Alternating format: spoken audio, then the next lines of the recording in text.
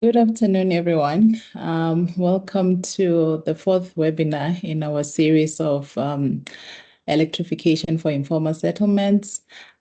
We have an exciting lineup for you today, and we'll be focusing on community engagement. We'll be sharing best practices from our colleagues at Green Cape, who've been doing a project in an informal settlement called Nonzamo in Mpumalanga. And they will share their experience and their learnings there.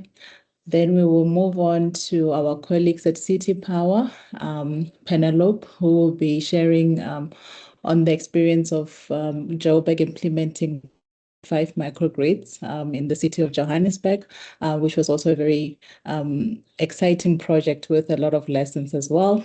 My name is Kotani Mrauzi from C40, and I work with the city of Joburg. So welcome, everyone. Without wasting too much time, I'm going to invite Zain Abdul just to formally welcome us. He's from Salga, and he'll give us a brief of what this webinar is about and the importance of this work. And then we'll move on to our two presenters from Green Cape, Rashmi, and then Penelope from City of Johannesburg. After that, we'll go into a Q&A session where you'll have an opportunity to engage with both presenters and to also share experiences in your own cities and in your own organization of how you've managed to work closely with communities and the lessons learned and some of the best practices there. So Zain, if you are on the call, the platform is yours.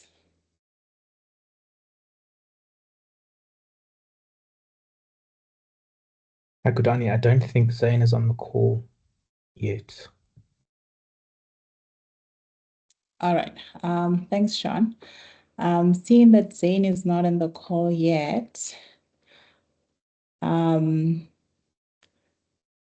Tabitha, can I put you on the spot just to say a few words?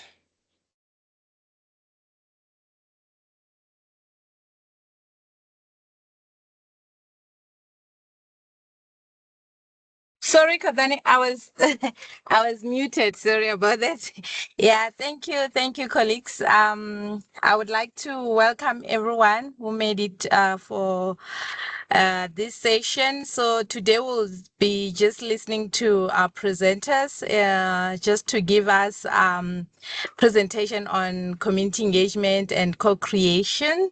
I think that's important. That is an important topic, and I just want everyone to feel welcome to engage our speakers. Where we have inputs, please, colleagues, bring those inputs and let's engage with this topic and learn from each other. So, with those ways, I would like to welcome everyone to our lunchtime chats number 15. Thank you. Over to you, Chair. Thanks, Ntavasing, and I appreciate you allowing me to put you on the spot. All right. Next, we will then move on to our first presentation from Rashmi Wolvers from Green Cape, Rashmi Joseph Wolvers. And as I've said, she'll be presenting on community engagement and co-creation, best practices from the Nonzamo project, which she'll tell us more about. Rashmi, welcome. Hi, everyone. Thank you so much for having me here today. As Kodani mentioned, my name is Rashmi Wolfers. I'm from Green Cape. I am also suffering from the plague at the moment, so if I have to cough or blow my nose really loudly, please forgive me. And also with that in mind, I'm also going to turn off my camera, but we can get started. All right, so as was introduced, I will be talking about some of the learnings that we've had from the Nomzamo Agricultural Village ASTU project. This is something that we've embarked on a couple of years ago and that we completed earlier this year. Of course, these projects never really fully finish in terms of the relationships and practices that we've started, but we've been encouraged to see that it has managed to sustain itself since we've left. Can you just confirm that you can see my slides moving? Yeah, we can see them. Perfect. So I'll give you a little bit of an introduction to the organization I'm from. I'm sure you're all familiar with the state of service delivery, and particularly the state of energy service delivery in the country, but I'll touch on that very briefly. Some of the challenges that we found that municipalities face when adopting some of these alternative service delivery models. And then I'll tell you about the alternative service delivery unit that I lead at Green Cape, and some of the best practice norms that we found in alternative service delivery in the country. And finally landing on the Nomzamo agricultural project, a bit of an overview, and then some of the learnings that we've made across that project over the last few years as well. So in terms of Green Cape, we're a nonprofit organization, and our focus at the moment is on sub-Saharan Africa. So we're made up of a team of professionals across engineering, environmental science. I have an architecture and sustainable development background, but we range across a number of fields. We're about 50 plus at the moment. We work across different sectors within the green economy, so sustainable water and sanitation, agriculture, sustainable transport, renewable energy, green finance, and circular economy, but mostly focused on the waste value chains. And our vision is really to see a thriving, prosperous Africa mobilized by the green economy. In terms of our impact, since we've started about 15 years ago, we've created 22,000 local jobs, and we've facilitated about 70 billion rands worth of investment across the green economy in a myriad of ways. You're welcome to scan that QR code and see some of the cool projects that the rest of our team has been working on over the last couple of years. In terms of service delivery in South Africa, so as you'll be well aware, the pace of informal settlement growth in South Africa has really made it very difficult for government to keep up with providing basic services to all.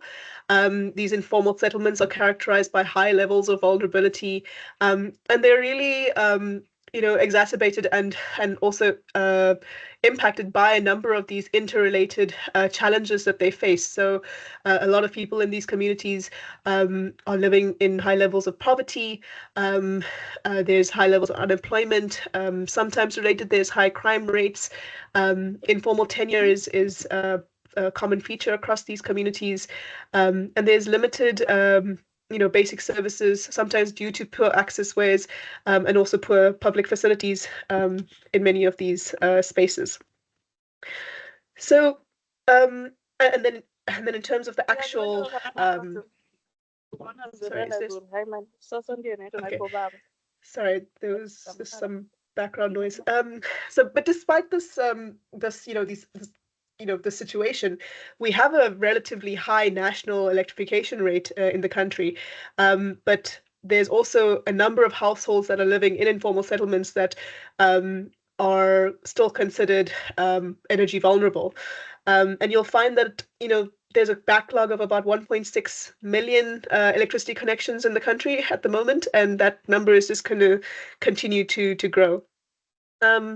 We found that there's about an 8 to 15 year waiting period between an informal settlement actually getting tenure of land and the formal electricity grid being installed in some of these places, and that some of these informal settlements will really never get access to traditional grid infrastructure for a variety of reasons. Maybe they're under a pylon, or they're on a natural reserve, or for whatever other reason they can't actually physically be provided with these services.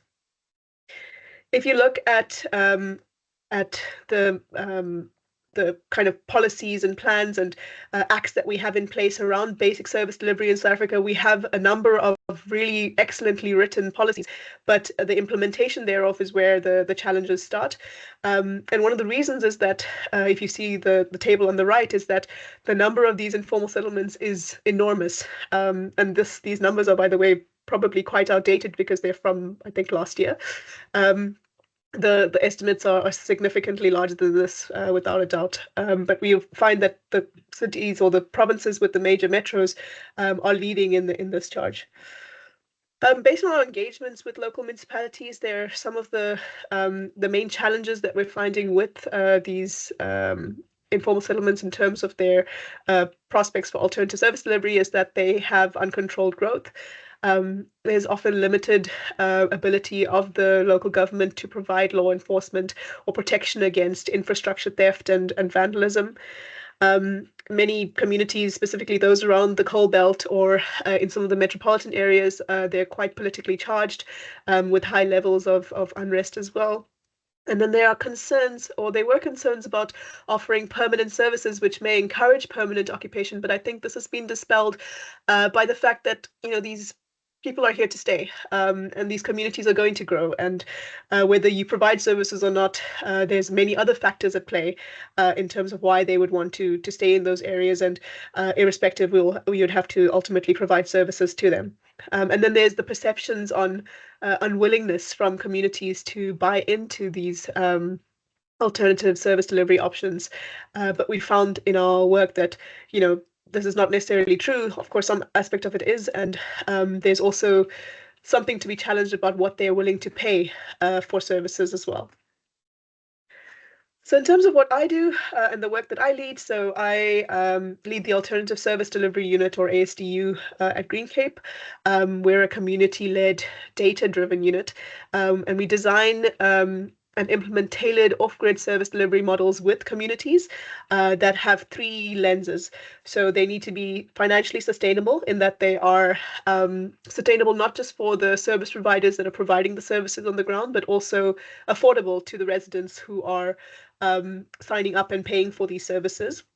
They are technically sound, so they are actually the right technology for the need and context of that space, and they're socially inclusive. So all of the different stakeholders and partners and players that have been a part of this process have been consulted and included in the co-creation of these solutions. Ultimately, we try to exclusively help underserved low-income communities to exercise their infrastructure choice, which is to say that they are able to choose what they're willing to pay for in terms of their service delivery, and to get equitable access to interim basic services.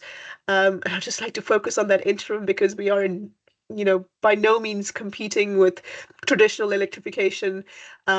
We don't see this as the aspirational standard. This is in really a service that is offered to these residents, to these households, to have some dignified level of service while they wait for traditional services. And in doing so, in that process, to foster economic empowerment and sustainable livelihoods. So what is alternative service delivery? So as I just mentioned, it's additional to the traditional services. It's typically not from the centralized grid.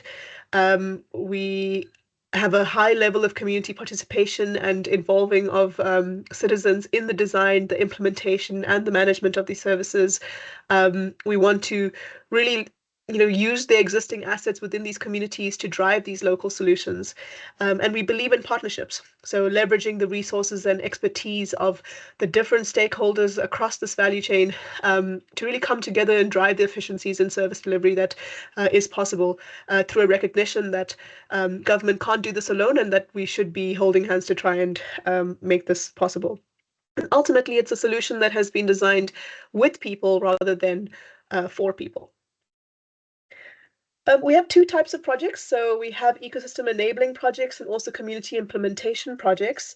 The ecosystem enabling projects are really the ones that focus on this addressing the systemic or broader challenges. And it involves activities like advocating for policy reforms or engaging with municipalities and stakeholders towards changes at a more structural or systemic level. And it's really looking at things like how can we have a long-term impact on larger systems, policies, or practices. Examples are trying to understand how FBE is administered in the country at the moment. What are the main challenges that municipalities face? What are some of the ways that we can make this more efficient? And if you are a municipality that is offering FBE or FBA, in fact, or want to figure out how you can do this more efficiently, please do reach out to me at the end of this workshop as well, or webinar as well. We've also done things like designing alternative public lighting pilots in Cape Town, for example, and we're also doing monitoring and evaluation of these kinds of projects. But in terms of the actual community projects, so this is the elements of the projects where you're actually executing practical aspects on the ground. So it involves the hands-on work, it's delivering services and carrying out actions and partnering with the different stakeholders to make this possible. And some examples of those are, I'll show you now. Some examples of those are solar-powered Wi-Fi-enabled streetlights out in Witsand. We have these solar home systems and area lights in Freedom Farm in Malawi Camp. And in Nomzamo Agricultural Village, the one that I'll be detailing a little bit later, we've done household level and business level solar power bricks, which are effectively solar powered batteries that are stackable, and which can grow with the ability of people to pay. And also area lights.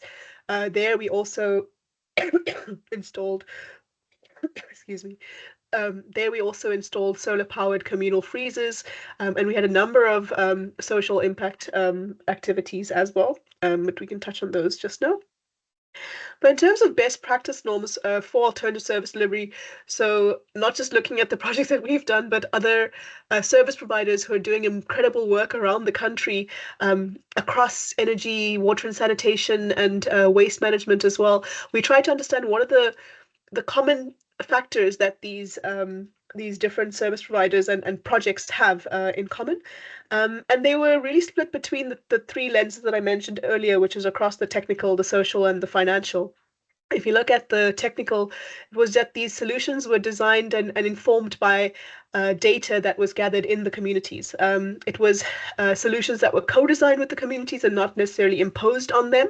So coming with a pre-designed solution that you think would work based on the data that you found in your own way, and then access to service delivery so that the service or the design of the technical solution is actually enabling this community to have access to physical and economic services.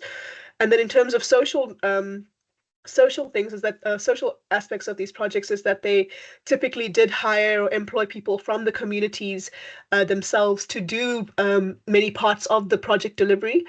For example, enumeration or installation and maintenance and so on.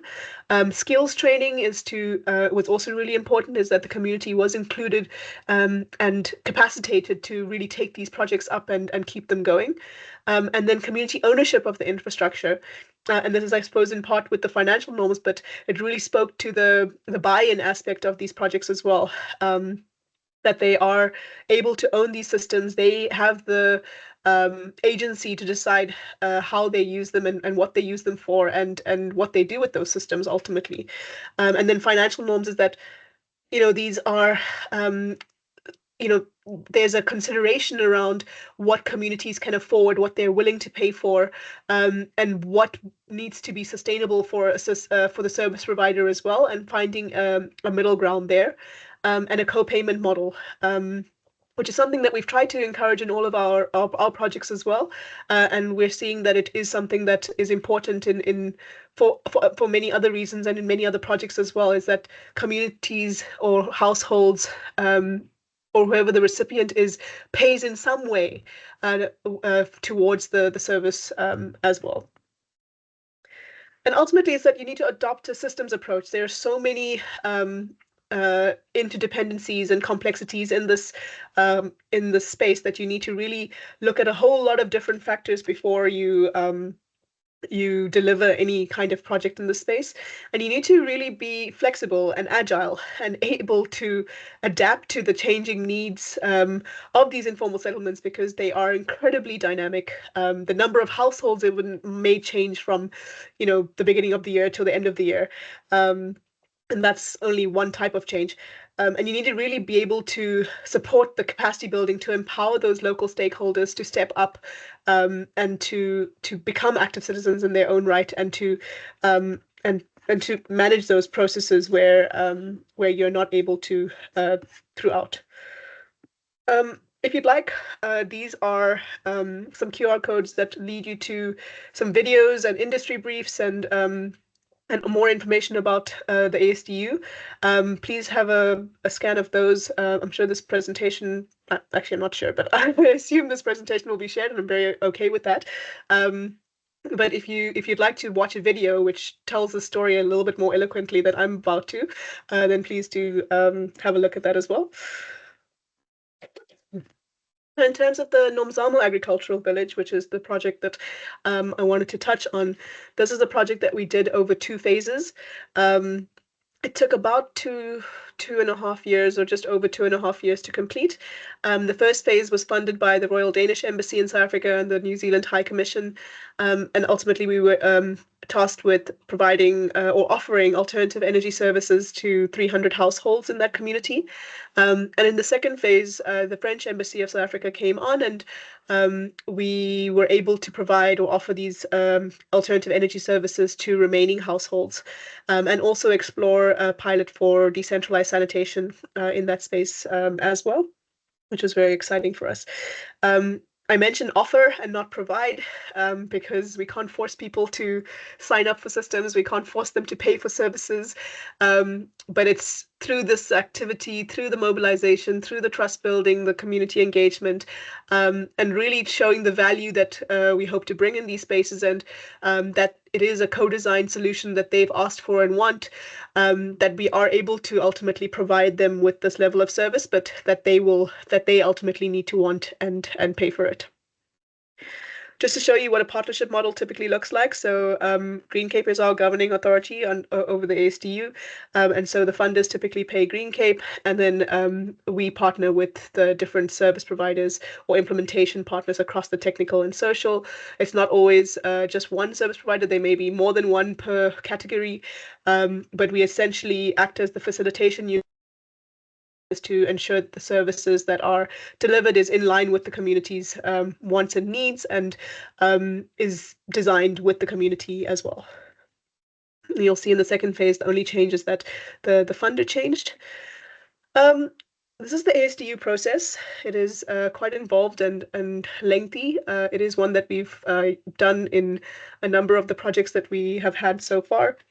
And it is at some point quite reiterative, because we're constantly learning and changing and trying to adapt to the needs on the ground. In the first place, we always have a database of social, technical, and financial service providers in the alternative service delivery market, which we're constantly updating. Secondly, we have site selection. So this happens in different ways. Typically, it's directed by the funder. So whether the funder is a private landowner and has sites that he has identified, or whether it's a DFI or a local government, or or a provincial government, or whoever it is, and has a regional focus, we then embark on a process of engaging with our CBOs and MPOs and other stakeholders in those areas to identify a responsive community. We then visit those communities, we engage with them, and we try to see how they meet our site selection criteria as well. And once we've narrowed it down, we then engage with the community. We understand who the leadership are, and we see if they are willing to engage us going forward. After this point, and once that site has been selected and approved, we move into the mobilization phase. This has a couple of different parts, enumeration being a big part of it.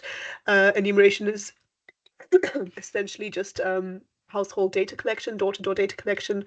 We do structure numbering, because oftentimes these are done, stop start, and not they don't get done frequently enough to capture an entire community and correctly. So we do structure numbering typically ourselves. We do service mapping, so understanding where the taps are, where's the clinic, where's the church, where's the shops, where do people go for different amenities, and so on. And then we look at household data collection. I'll touch on it a little bit later in terms of what kind of data we collect. With that enumeration data, we excuse me, we verify that data, and we feed that data back to the community members as well to verify that it's accurate and representative. And then we co-design with representatives from the community. Excuse me, I just need to cough violently for a second.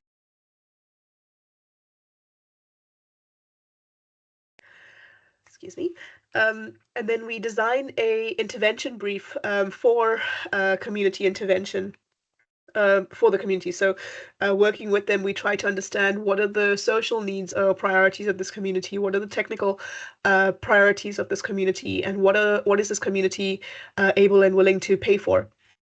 And then we use that to design the tender documents, the requests for proposals, and calls and so on.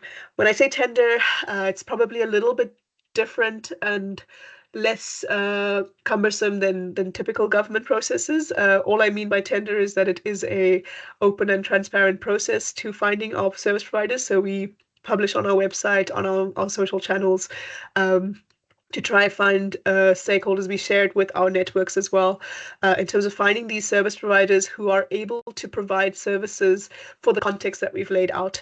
Our intervention briefs typically have information like the number of households in the community, what they're currently paying for X, Y, and Z services, what they are willing to pay for and can afford based on our data, and what are their main priorities. So we don't typically go out looking for microgrid operators or solar home system providers or any specific type of technology. But we do say, what are the priorities of this community? Is it, home level electricity? Is it cooking? Is it refrigeration? What are these main needs that they've identified and priorities that they've identified? And then what is the context around that? And we get service providers from across these different fields that are able to meet as many of those priorities as possible within that context. Once we've finalized on the different partners, then we develop partnership model between those social, technical, and financial service providers to ensure that the service that is provided is comprehensive and considerate of the community-specific requirements. In terms of funding for this, so typically the funder that comes on board will fund a capital portion of the project. So whether it's for the capital infrastructure or specific activities, and then the remainder will be designed with the service provider and the financial service provider and the community, of course, to understand what can they afford to pay, and how long do they need to pay for this to be sustainable for a service provider. And then I guess one of the biggest aspects of this is that we constantly monitor and evaluate. So we have at least more than one enumeration exercise, and we try to do impact assessments as well. And we have continuous engagements with the community leaders and community members, with our on-the-ground mobilization experts as well, to understand what's changing, what's working well, what's not working well, what do we need to consider. And I suppose because we are such a small entity and we work in these smaller communities, we are able to be agile and affect those design changes. In terms of just a pictorial description of how big this or how long these projects take. I'm not going to go into every single little bit of this, but this is effectively the first phase, which ran for about 2 years. And you'll find that about 1.5 years of that was really spent on the community engagement, mobilization aspects. The actual installation of the services took about 3 or 4 months. And the rest of it was really about building that trust, engaging with the communities, understanding what their priorities are, what they're willing to pay for, how can we make this, best meet their requirements, and how can we really be informed by what they need.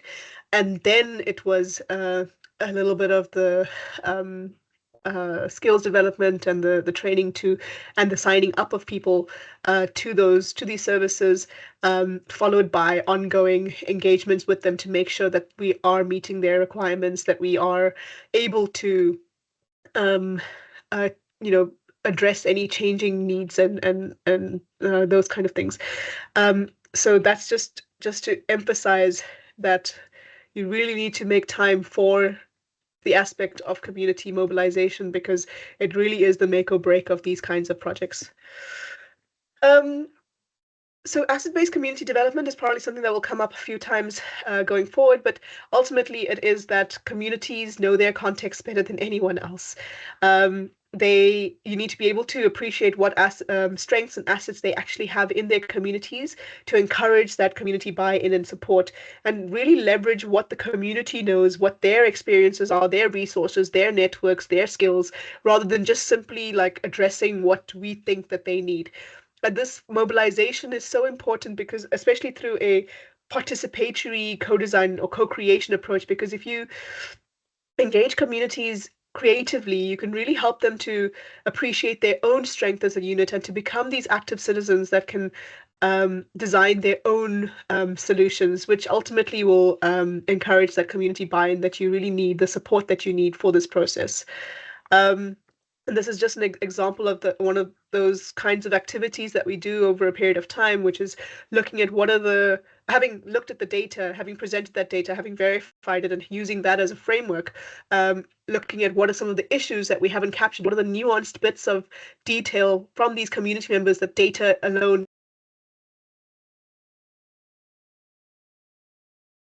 of these communities based on those issues. So which of these issues do we need to address right now, and which of these can wait, and which of these are important to address, but which of them will actually change lives in this community if we focus on those. And so in the case of Nomzamo, we had a priority matrix, which basically told us that cooking fuel is high up there on the list of requirements of things that they would like to address, but we, well, I'll speak about it just now. You'll also see that lighting and charging, for example, is high on the list. Refrigeration was high on the list. Safety or area lighting, skills development and communication. These are the main priorities and secondary priorities that featured as change, has the potential to change lives and is so urgent that they need it right now. Whereas things like waste management, water, better roads, those are, important still, but not necessarily the most important things that this community needed fixed straight away. So when I was hesitating on the cooking fuel is something that we've seen as a major priority in every single community that we've worked in. But in the context of the work that we do, we try to find service providers that have a tried and tested track record in South African communities. We're not looking at people who are running pilots or doing university exercises, and we're not using these communities as guinea pigs. So we've just not been able to find many service providers in this space who are able to provide a level of service that is actually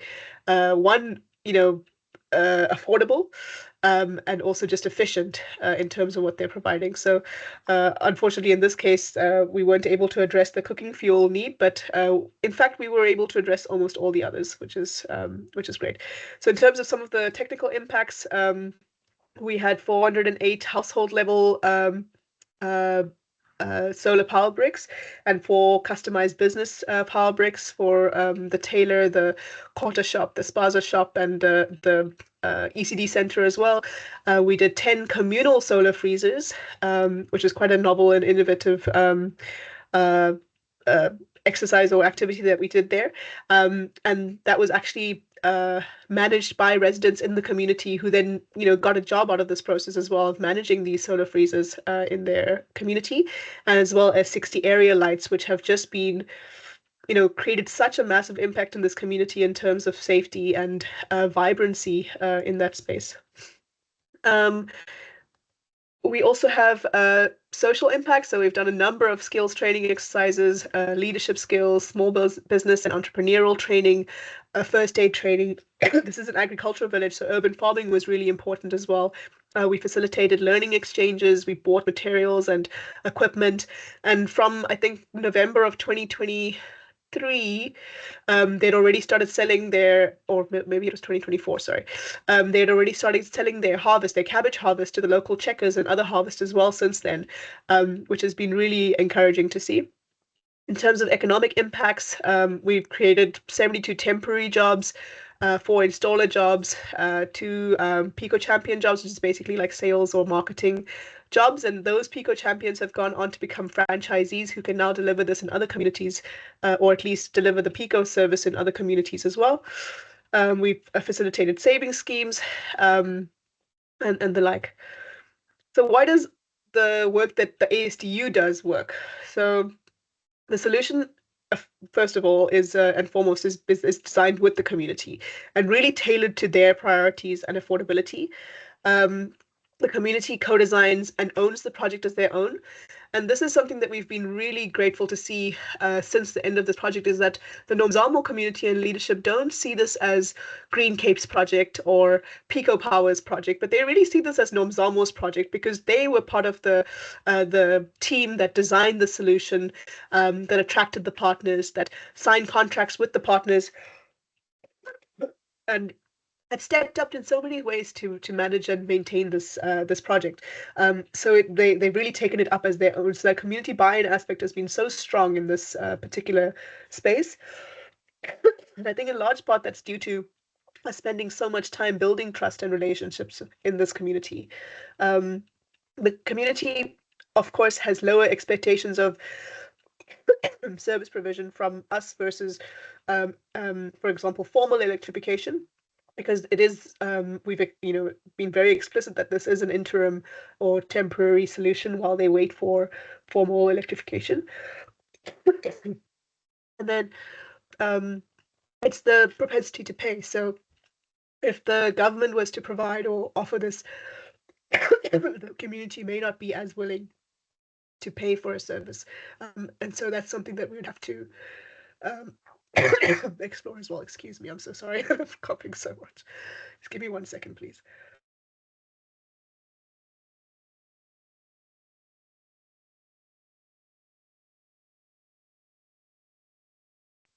And then in terms of scale and capacity, I mean, we're a very small team.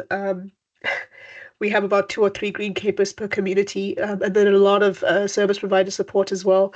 Our sites are fairly small, especially in the if you think of metropolitan municipalities and the kinds of sizes of informal settlements that they're dealing with. These are tiny, 300 to 500 households has been our sweet spot. And because of that size and because of how big we are, we've been able to be agile. We've been able to engage closely, enumerate the entire community and co-design a lot. So these are definitely like strengths that we play to, but we need to consider how we can scale and expand this kind of model more broadly. In terms of trust building and process management, so how do you build foundational trust with residents? It is not a checkbox exercise. It is ongoing. You really move at the speed of trust. You can spend a lot of time gaining trust, but you can also lose it very quickly. That especially happens if you don't act consistently and if you are not transparent. So you really need to be consistent. You need to act with integrity. You need to follow through with what you say you're going to do, and you need to not make promises, which is one of the most difficult things to do in these spaces. In terms of our process, though, more broadly, we've touched on this before, but community identification, confirmation of who the leadership really are. So these are not necessarily the ward councillors or the sub-council managers or formal structures, but sometimes it is, political parties affect. Sometimes it could also just be elderly or the leaders, elder leaders in the community. It could be a local CBO in that space, but you really need to understand who the community looks up to for to guide them and who they listen to as well, and who they trust essentially. I need to have regular feedback meetings with leaders, and you need to agree on what the leadership's roles and responsibilities are and what your roles and responsibilities will be as well. And you have to also regularly engage with the wider community and be visible in the community. You can't just come once every 6 months and tell them the same thing and go home and not actually be seen. You need to be visible. You need to be on the ground. You need to engage with them regularly. And you should partner with experienced mobilization experts and partners who are active on the ground. There's maybe a local CBO, it may be a specialized unit. But it's really important that presence is felt within the communities as well. And you need to work with residents, offer training, give them some value to this project as well, over and above the value that you're bringing through the service provision. In terms of energy needs assessment, so our methodology, so door-to-door data collection through enumeration, we do data analysis, we do data feedback and then verification as well. We then hand over the data to the community, and they can then decide if they want to continue in that community or have us continue in that community, or if they want to, for example, approach the municipality with this information about themselves and how that may fast track their service delivery. In terms of the actual enumeration process, so all of the residents who are trained and recruited receive tablets for data collection. They upload that data every day. They get paid for every house that they register and collect data for. And then all the houses are numbered chronologically, and the service mapping is done using GPS devices as well. In terms of the types of data that we collect, we do household level data, so size of the community, population, size of the households on average, age of the residents, gender of the residents, why people move to this community, what are their education and employment profiles, what kind of structures are we working with, because we need to understand what limitations we have for the technology, how dense is this community, what are the access that they have to current services, or what are they currently using for their services. So for example, with energy, what are they using for cooking, what are they using for lighting, for heating, and so on. What are their current appliances that they have and they need powered, and then what are their household income and expenses, and how much are they paying for these different services as well. And then in terms of co-creation and buy-in, so strategies to ensure true co-creation. Rashmi, sorry to yes? interrupt you. We have about just a minute left to conclude. That's perfect. This can be my last slide. And to secure the long-term buy-in, so really, it's open lines of communication with leaders, having those regular feedback sessions, using different tools. So PowerPoints are great, but they're not very good at eliciting feedback from the people in the room as well. So, having exercises where you try to encourage them to engage and to maybe draw or speak up, having as many co-design sessions as you need, and not limiting it to 1 or 2 sessions and calling it a day, because sometimes these things take a little bit longer. Making sure that the representative group is really representative. So looking at what are the stats of this community, who do we need in the room to represent these different stakeholders, and over and above the actual leaders of this community as well. Having your own translators and not necessarily just somebody from the community, but also experienced facilitators as well is really important. And then having and including leaders in as many decisions as possible or is feasible, to really value their contributions and for them to see their decisions being realized. And then being agile is having the same energy for the good stuff, but also for the bad stuff. Like, how can we respond quickly to these dynamic changes that are constantly happening in this space? And you really need to be visible and celebrate as much as you can. I actually have 2 more slides, but I think we can stop there, and then or you can just look at the slide while I delay tactics. Thank you, Rashmi. And we really appreciate you coming through, even with your flu. So thank you for that. And I found it interesting on the priority list, because the study that we did at View Informal Settlement with City of Joburg, cooking was also high up there on the priorities. So I think it's something that partners and cities need to look into in how we assist informal settlements with cooking fuel as well, or cooking solutions as well. So next up, we will be having Penelope Mahantsaka from the City of Joburg, City Power specifically, and she will be presenting on the lessons and experience of City of Joburg in implementing 5 microgrids. So welcome, Penelope. We're very excited to have you here as well. And to the audience, while Penelope is updating her presentation, is uploading her presentation, if you feel the need to, please get up and stretch so that you can be good and ready for the next presentation. Over to you, Penelope.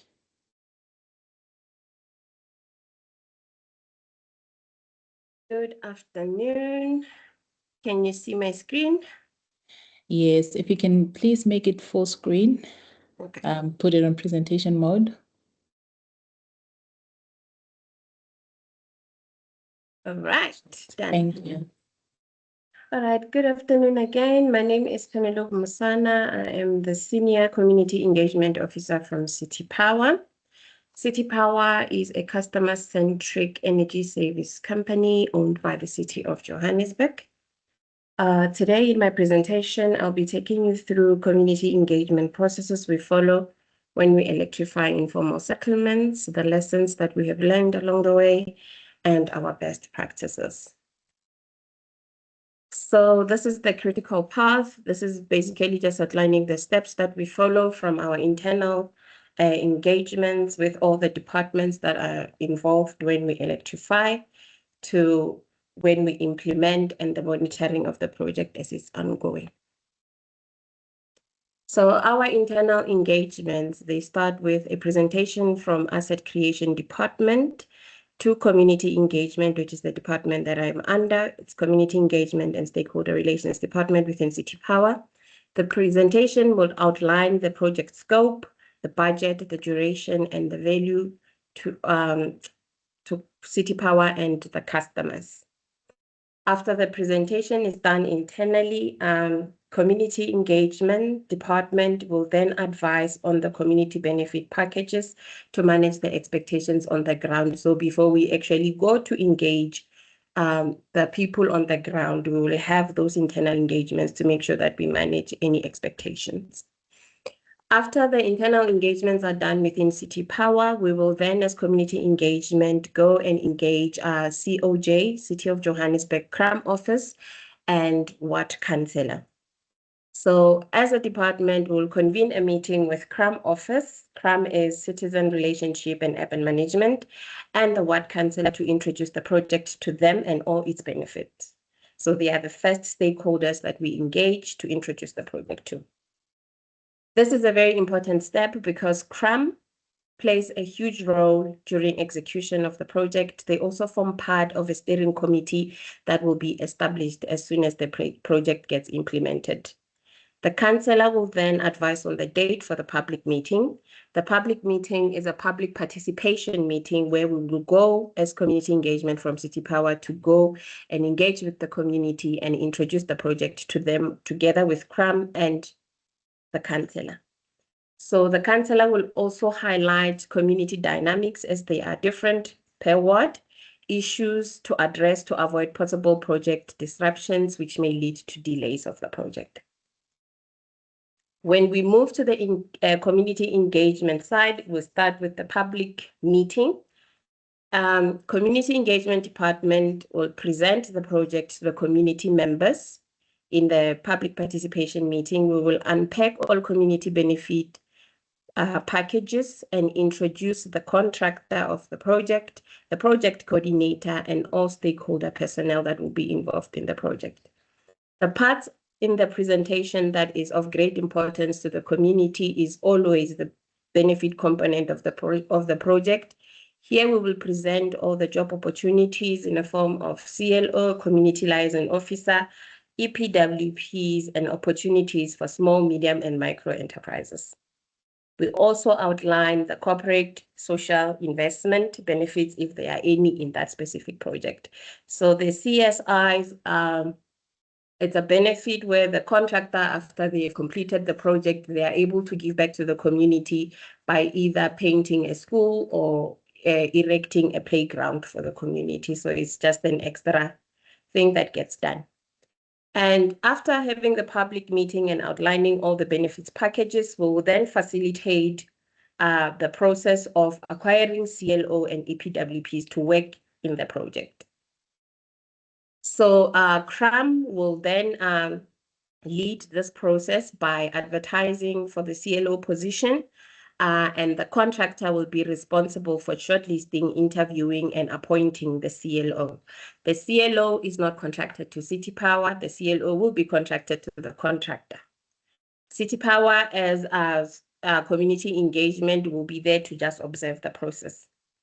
The EPWP selection is not a uniform process. It depends on the dynamics of each ward, and we usually just lean towards a process that the community agrees on and deems fair. So here we hugely rely on the community leadership, as some of the wards in the city of Johannesburg have izinduna or traditional leadership. So we rely on their advice in order to execute this one.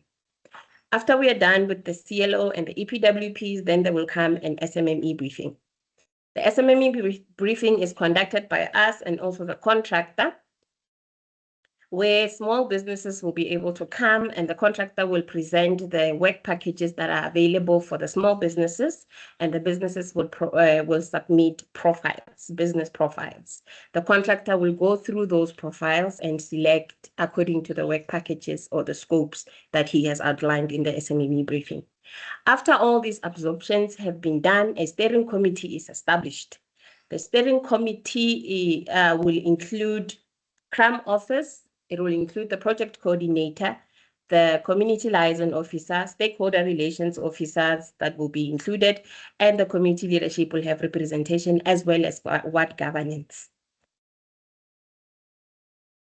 While the project is running, we will have further engagements with the community. One of them being the steering committee will have meetings. In those meetings, they sit bi-weekly. In those meetings, we will get progress report. We will address any potential risks and develop mitigation strategies. So the community leadership is represented in those meetings. They are able to then give feedback to the community to say, this is how far we are. If there's any setback, they're able to explain to the community that we have this setback, it is due to this, and this is how we are mitigating it. Other community engagements will happen when the stakeholder officers conduct weekly visits and facilitate any conflict management engagements that may arise. As I've already said, the CLO and the EPWPs are contracted to the contractor. So whenever there are conflict management or conflict issues between the two parties, they usually invite us as community engagement to come and facilitate and mediate. So we have stakeholder officers that will go weekly on site to go and just see what is going on and talk to the community members to find out if everything is going on, if everyone is happy. We also conduct education and awareness campaign to educate the community about the electricity that they are getting, theft and vandalism, which is a serious issue in the city of Johannesburg, dangers of illegal connections, which is another big issue, energy saving tips, alternative and sustainable energy. We conduct these education campaigns as we engage the councillor, and then we organize, and then we have them where we teach the community about all this mentioned above. Towards the completion of the project, we hold a mega education and awareness campaign with other internal stakeholders from City Power. The internal stakeholders will include the Department of Metering. They will come and they will teach the community how to load units, how to buy electricity, where to buy electricity. We also invite the Risk Department, which is a security department, that will come and teach the community how to log security calls, what to do if you see suspicious activities happening near the infrastructure. In collaboration with social development, we conduct free basic electricity drives, as well as other ESP opportunities that the city provides. So we have been doing this to help alleviate the cost of electricity to our community members. We targeted the newly electrified informal settlements because the FBE package ESP helps the community as they get free units per month, and also the qualifying people that are on ESP, they do not pay the 200 Rand surcharge.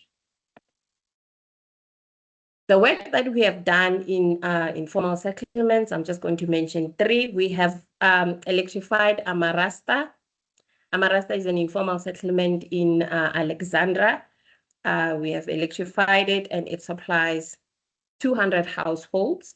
We have installed 1,600 solar panels that produce 880 kilowatts of power. We have Shalazile Camp. Shalazile Camp came about when an unfortunate incident happened in Usindiso House. There was a fire that claimed 77 lives and left many families displaced. Social Development, which is a department in COJ, came in collaboration with City Power, and they housed and electrified 262 homes.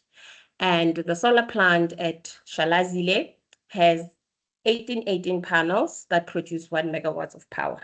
We've also installed solar-powered streetlights in Shalazile.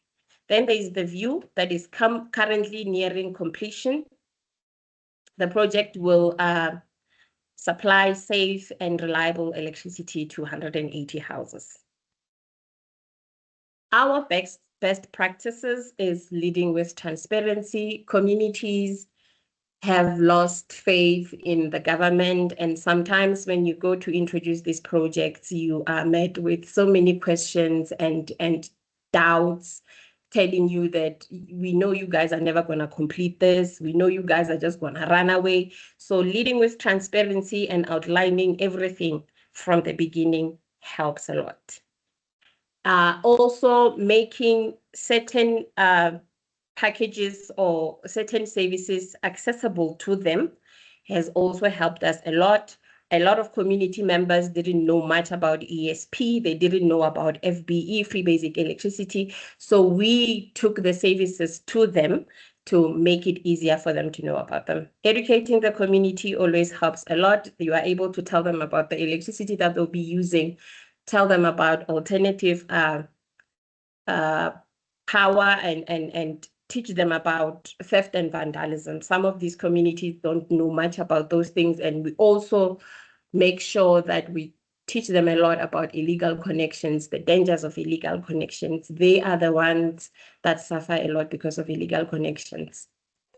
We also have multiple engagements during and even after the project is completed to help us develop strong relations with the community. And we also have drives. We are currently doing an adopt infrastructure drive that is going to help us in protecting the infrastructure that we have installed in those communities. We teach them that this infrastructure has been put in place to service you, and it is your infrastructure, so it is in your best interest to make sure that you protect it. The lessons that we have learned is you need the buy-in of the community in order for the project to be successful and for it to be protected after you have installed. So we always make sure that we engage the community leadership and engage the ward councillor, and we engage with the community, and we are accessible to them as much as they need. Proper planning of the project minimizes disruptions. So by proper planning, we make sure that we do not skip any step. We start at the regional office, we engage the ward councillor, and we get all the issues that may arise while the project is running. So every ward has its own dynamics. It is best to have all those dynamics with you before you go ahead and implement. Establishing a steering committee is very important. The steering committee will sit and it will make things easier because information isn't coming from one person, it is coming from a committee, and we are all singing the same tune. These projects are a great milestone as communities move away from risky illegal connections that have impacted their lives negatively, and they move from being consumers of electricity to becoming buying customers of City Power and the City of Johannesburg. Thank you. Thank you, Penelope. That was right on time. So now we will move on to the Q&A session. So I'll open to the floor if there are any questions that you would like to address to either Penelope on the City Power projects and community engagement, or to Reshmi covering the work that Green Cape is doing and working with communities. I see there's a question from Ronald. Please elaborate on what issues are with cooking fuel, energy for cooking and informal settlement. What ideas are there for how to address these issues, and what challenges are there with implementing these ideas? So I'll hand over this one to Reshmi And then colleagues from City Power, Noki, if you are able to chip in, that will also be great. Sure, thanks, Kodani. Thanks, Ronald. So I mean, you have to look at what they're currently using in these communities for cooking fuel at the moment.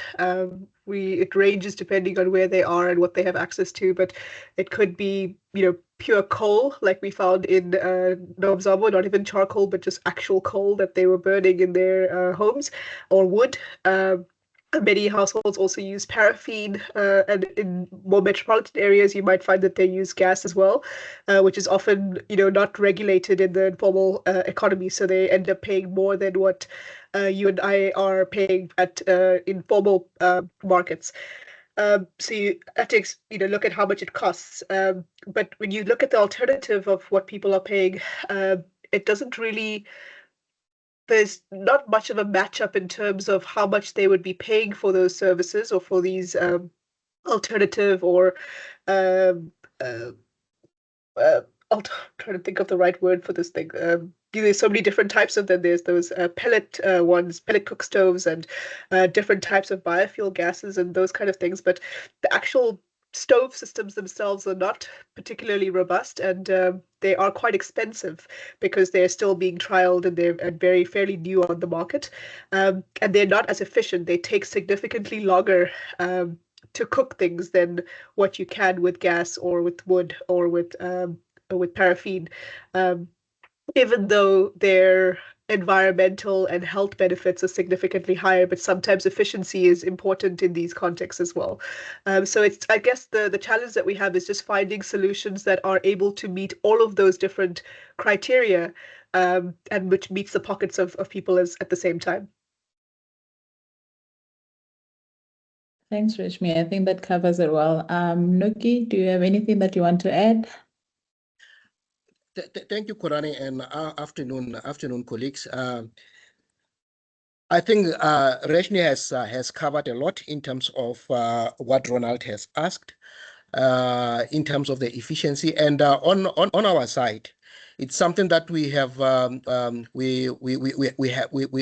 we tend to shy away, as Rashmi has said, in terms of the efficiency. We are actually looking at the gas side in order to provide a gas solution. In providing the gas solution, we are looking at including the gas solution with the cooperatives around the informal settlement, where we can try and activate some economic activity. So, Ronald, what you are asking is very important. But however, in terms of what we have sent the demands from the community, the efficiency becomes a priority here, whereby they need a kind of a robust energy supply that they are looking for. And in terms of the heating and cooking, we found that more of the alternatives and as well the gas might be sufficient for them in terms of what their requirements on the ground. Thank you, Kodani. Thank you, Noki. And that leads me to a question that I had on technology acceptance. Penelope and Rashmi, both in your presentations, you mentioned how you engage communities so that they accept the solution that you're providing them with. But in terms of the projects that are running, say Rasta and Nonzamo, have you found that when it's in operation, people are still happy with what has been provided? How in-depth or what are the choices that are available to communities in terms of, actually we don't want solar panels, we want gas, or we don't want a standalone battery, we want roof solar. How intensive is that process? Yeah, maybe I can go first. And the one correction I have is that we don't convince them that the technology we're providing them is what they want. It's the other way around for us. And so that really helps in this process, is that they tell us what they want, and which one they would, or what services they would actually need powered. So we typically don't have that challenge as much. Of course, when you're introducing a new technology, whatever it is, to a community for the first time, there's going to be some people that see it meeting, seeing the value that it brings in that it displaces some of the costs that they had of existing services that they were using. So, for example, in Nomzamo, they were paying up to 300 Rand per month just on candles. And then with the solar home system, sure, it can't do cooking and it can't do, it can't power your fridge, but it could do all your lighting needs, and you'd end up paying a fraction of what you were paying for candles alone, not even to mention paraffin and other things. So it's all, I guess, a bit relative in that space. But they, for the most part, want more, which is great because they should want more. But they also had nothing right from the beginning. So this is definitely a level of interim service that can be built upon, and specifically in Nomzamo with the stackable battery units, is that the more that they're saving on, for example, candles, the more that they're able to afford.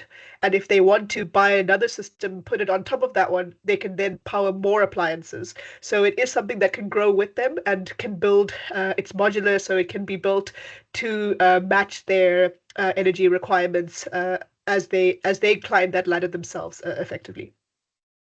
Thanks. Thanks, Rashmi. And I guess interim is the key word. Penelope, what has been your experience in terms of technology acceptance?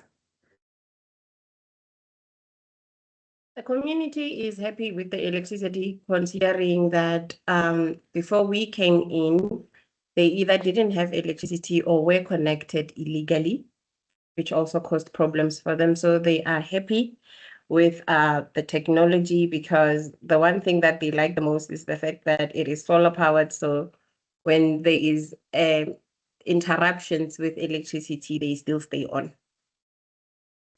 So no load shedding for Amarasta and the other communities that are going to come online soon. That's a nice incentive as well. Yes. We have another question from Guguletu in terms of what is the criteria or process that ASUD follows to identify communities that benefit from these alternative service delivery solutions. Yeah, so as I mentioned, it's typically determined by the funders that we work with. So in the case of Freedom Farm and Malawi Camp, for example, those are two communities on Airports Company land in South Africa. So the funder was Airports Company South Africa.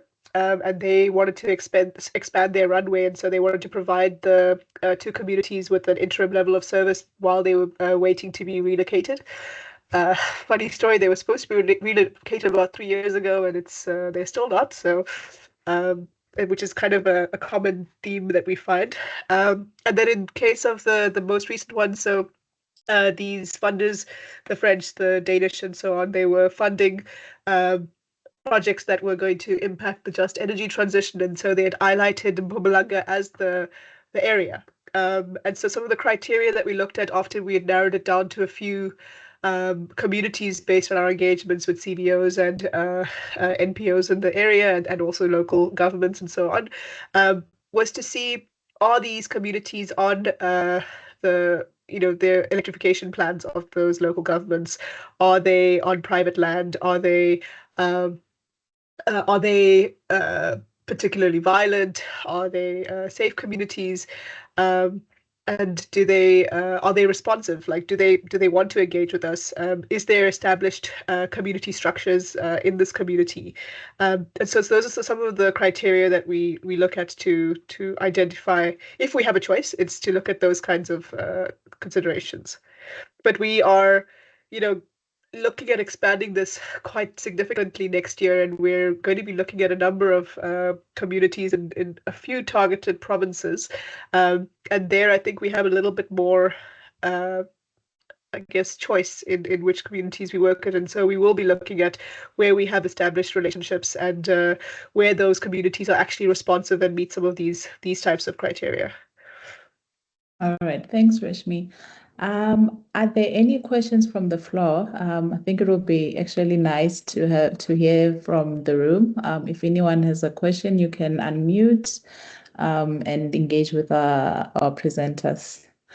In the meantime, I'll just see with an indication of hands if anyone wants to unmute and direct a question. There is a question from Kevin. Kevin, can I invite you to actually unmute and ask your question? And then after Kevin, Prince will follow. Thanks, Kodani, and thanks to the insightful presentations. I had a question for City Power. and City of Joburg by extension, just to understand how they approach the communications around illegal connections when trying to bring in these alternative solutions in a way that maybe enables trust without blaming the community. Be interesting to hear how that's approached.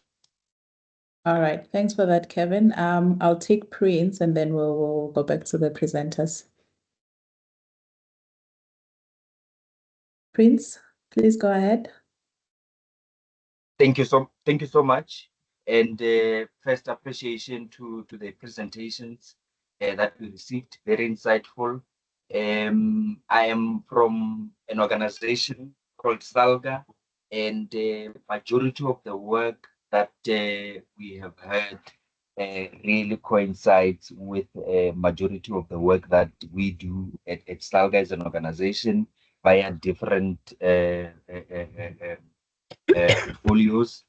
I just want to appreciate this work that is happening, and I would like to get some more insights. I kept on scanning, I kept on looking at these projects, the successes, and wish at some point to have these presentations in some of our platforms to contentize different groups of people, and then the presentation from City Powers, I found it very extremely interesting and very useful for majority of other things that we do that I've also had.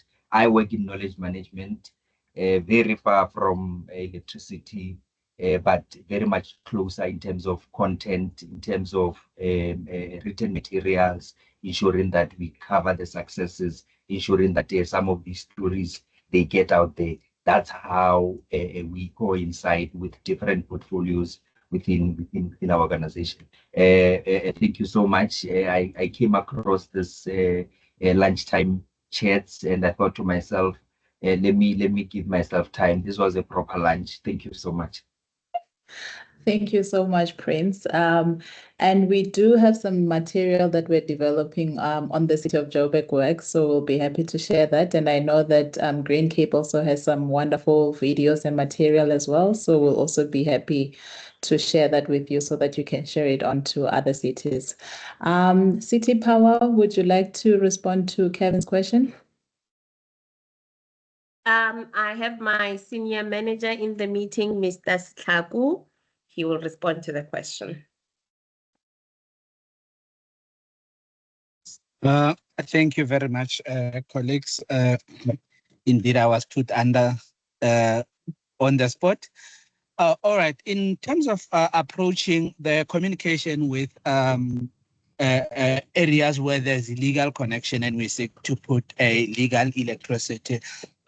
Fortunately, in the city of Johannesburg, a lot of communities where illegal connection is rife, the people there understand the dangers of it, and they also understand how risky is it to live on illegal connection and how unreliable this illegal connection can be, both on the side that, you know, it trips at any time, it poses life threatening risk to them, and this is just not a reliable flow of electricity, and also the constant operations that we do as required by law to remove illegal connections so that we save the communities from the dangers that they posed on themselves. So therefore, a lot of those communities have actually approached us to request a form of a legal electricity, and we indeed explained to them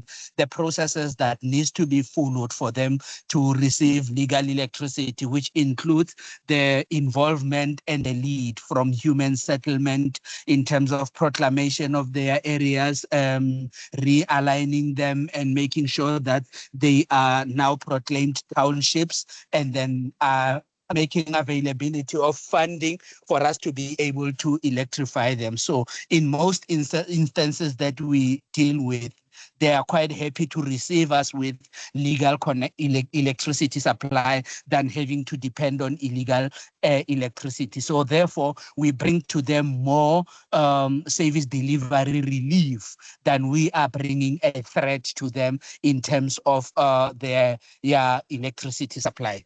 Thank you very much. Thank you, Teboho. And it's really good to hear that we have active communities who can recognize the dangers that these other systems pose to them, and are also willing to work along the city and other partners to bring more sustainable and safer solutions. We have another question from Seth about co-payment models, and I think this is for Green Cape. How have you dealt with unemployed people? Have this project impacted on illegal connections? I think the illegal part, City Power just addressed it, but maybe Reshmi, you can address the co-payment model, maybe in terms of how are unemployed people able to afford such systems. Okay, City Power can sure. also chip in on this as well. Cool. Thanks, Kadani. Thanks, Seth. So I guess the thing is, in a lot of these informal settlements, they are anyways finding ways to pay for services.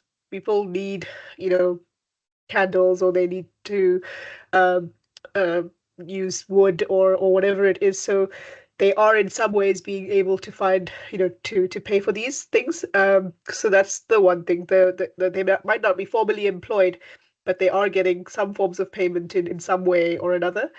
But it is just to emphasize that this is a voluntary service. We're not forcing anyone in these communities to sign up and to, get into contracts with these service providers for a period of time. It's really based on their affordability, if they are able to afford it. And in some cases, we have these community funds, right? So in 3 of the 4 communities that we've worked in, we've established community funds. So a portion of the payment that paying customers contribute to these services gets contributed to this community fund, and the community leaders with the community can decide what they use that funding for. So whether that is to, pay for some of the elderly households in that community, or child-headed households, or if they want to support some of the customers here and there who aren't able to pay per month, or if they want to use it to, if all of those things are covered and they want to use it to pay for a community garden or some other service that benefits the community, then they can do that as well. But typically, it is an arrangement that they come to with the community leaders and come forward to us with. So it's not something that we necessarily engage with directly in those spaces, unless, if this is a community where everyone is unemployed, and then in which case we wouldn't really be a place for us to work in. Thanks, Reshmi. I think that makes a lot of sense as well. Teboho? All right, thank you very much. I also wanted to weigh in on the issue of the payment and issue of people being unemployed. And I want to agree with Reshni to a larger extent on the presentation that she has made, but then on just to add on based on our experience as City Power. One, I think we need to be realistic to the fact that they may be illegally connected. And if you go in an area where there's no legal electricity, there's illegal connection. Each and every household there is electrified. Each and every household has some sort of a wire going into it. They are connected to this illegal electricity. And that fact around it is that illegal connection is not free. These people are paying on monthly basis. There's someone that's collecting money to give them that illegal connection. So they are paying. So for us to present it to them as 1, safety, 2, legality, and then 3, socio-economic considerate as the city, what we are doing to saying to them is that we're going to give you we are going to give you legal electricity, safer than what you are dealing with now. That number 1, more reliable than what you are dealing with now, because that one burns their appliances over and over again. We're giving them something that is more reliable, that is more sustainable, and that is safe. They are going to buy electricity, no longer having to pay someone for the electricity they use, but they are going to buy it directly from the city. They will not have to pay for the maintenance of it. And secondly, we bring what Mayor Penelope has spoken about in her presentation, that once you have this legal electricity, we are also bringing the city of Johannesburg's social development through their expanded social packages, where you will then understand that the city is giving you some sort of a relief as a resident of the city that comes in one free basic electricity. That means that of the money that you were paying towards your illegal electricity, you're going to be paying it towards city power. And in addition, you are going to get the units that you have purchased, as well as additional units in a form of free basic electricity. And that ESP package comes with a lot of other benefits too. You know, if there's legal water, you're also getting a portion of free basic water. You also are able to collect some vegetables. There's just a lot of things that are encompassed in that package. So we convince them that way, that we are not just bringing in something that is going to cost money for them. We're bringing in something that is going to bring in a relief, and they also see value because they see what they are getting back out of it. Thank you very much. Yeah, and I think that free basic electricity, once people learn about it and how easy it is to access it once your informal settlement is electrified by the city, I think it's a great incentive, and it's a great social package that the government and the cities are implementing as well. We have about time for 2 or 3 more questions. So if you have one last burning question that you need to address, please let me know by a show of hand, and then we'll take one last round before we close up the webinar. I see this first. First, you can go ahead. Yeah, Chair, thank you so much for recognizing me. Thanks to the colleagues for the brilliant presentations. I think it's really refreshing to be getting this kind of presentation, so that when we look at informal settlements upgrading, we're not looking for big, sort of initiatives, just installing infrastructure and leaving communities, their own. At least now we build the capacity of the communities so that they take responsibility, they participate meaningfully, in the provision of services. I think there's a lot that the municipalities can learn from these 2 presentations that were presented. The request, Chair, that I would like to make, I have heard about the community funds. We might not be having maybe time now to really have a full understanding as to how these funds are working.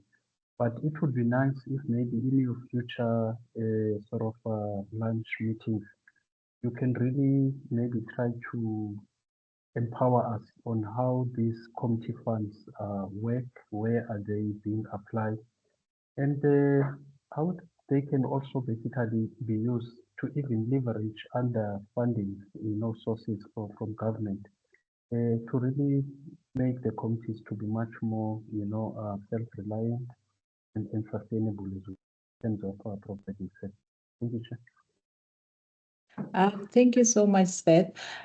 We actually did cover free basic electricity and the ISUP program in an earlier webinar.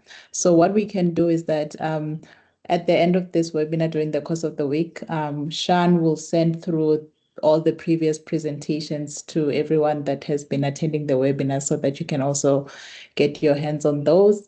But I do have 2 minutes for Noki just to give us a quick insight on how this works. Sorry for putting you on the spot again, Noki.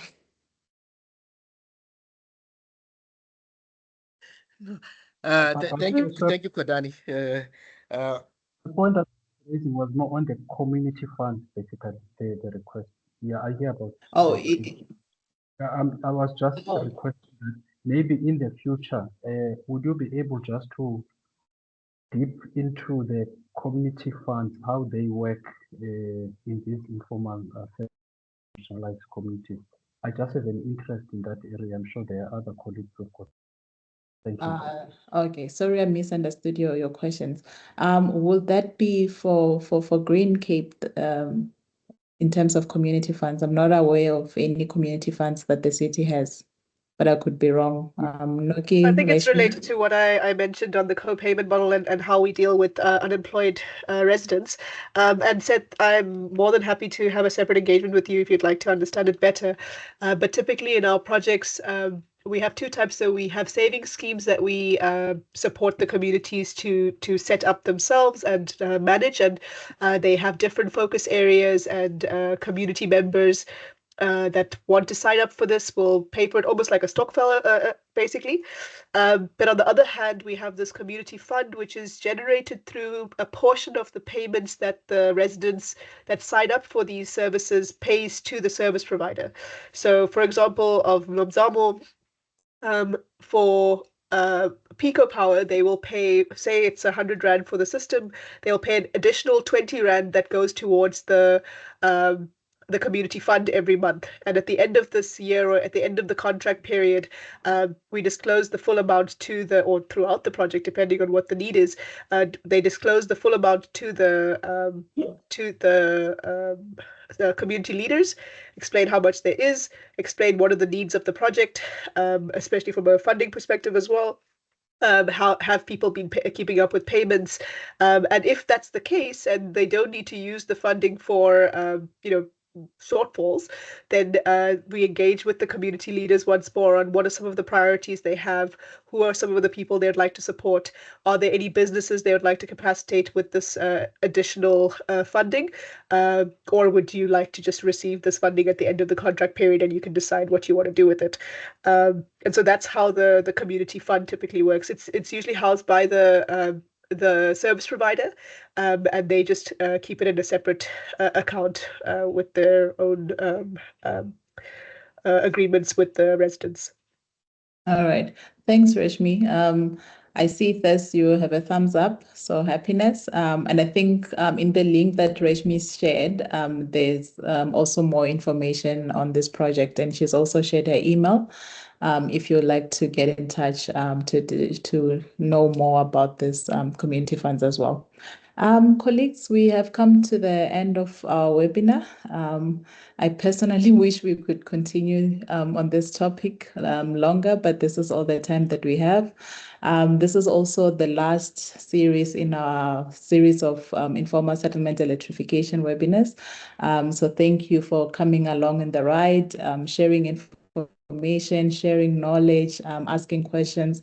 This has truly been insightful. I'd like to thank Reshmi and Penelope for your presentations. I think, yeah, the audience has spoken for itself. Very insightful, a lot of information, and I think there'll be lots of follow-up afterwards. I also like to thank Tebuho and Noki for also stepping in and answering some of the questions. I'd like to thank our partners in this webinar series. So colleagues from SALGA, thank you. SA Cities Network, thank you. The City of Joburg, you guys have been amazing. And last and not least, my colleagues from C40 Cities who have also been working this journey with us.